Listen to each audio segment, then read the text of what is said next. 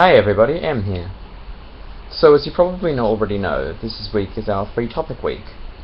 Initially I was going to talk about polyamory since I'm a poly person, but since we've got relationship month coming up, I'll cover that then.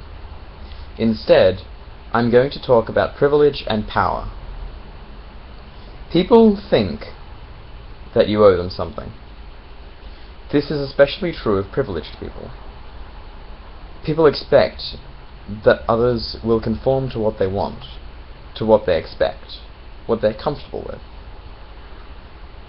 They expect that you'll follow the social norms that they follow.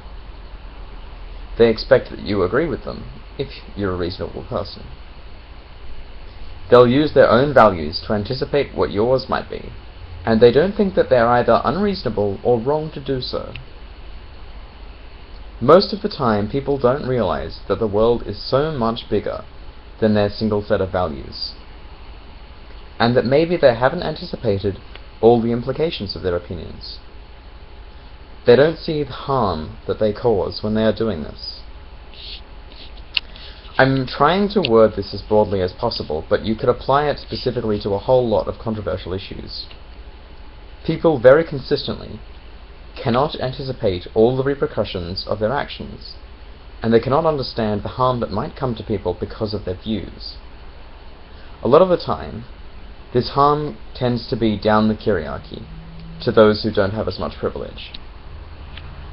We, as non-binary people, understand this almost implicitly. Coming out for us is tinged with this awareness.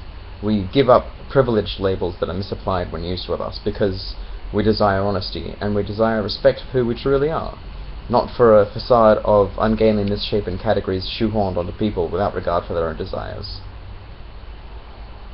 It's so important to be aware of this privilege and this power wherever you exist in power structures, and to know that you may be hurting people lower down without even realizing. There's only one solution to this. Listen. If you do nothing but listen, you may reach a better understanding. You might learn about small things that you do that hurt others in unfathomable ways. No one is immune from this.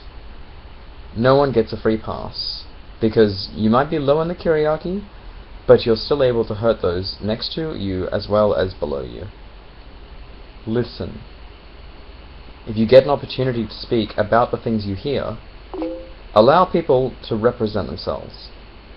Don't speak for a social group of which you are not a part. You will warp it by virtue of the fact that you're not many people, and you will twist it through your own worldview. Listen.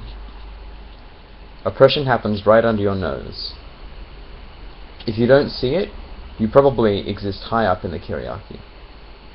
If you don't see oppression, you're not looking. Open your eyes.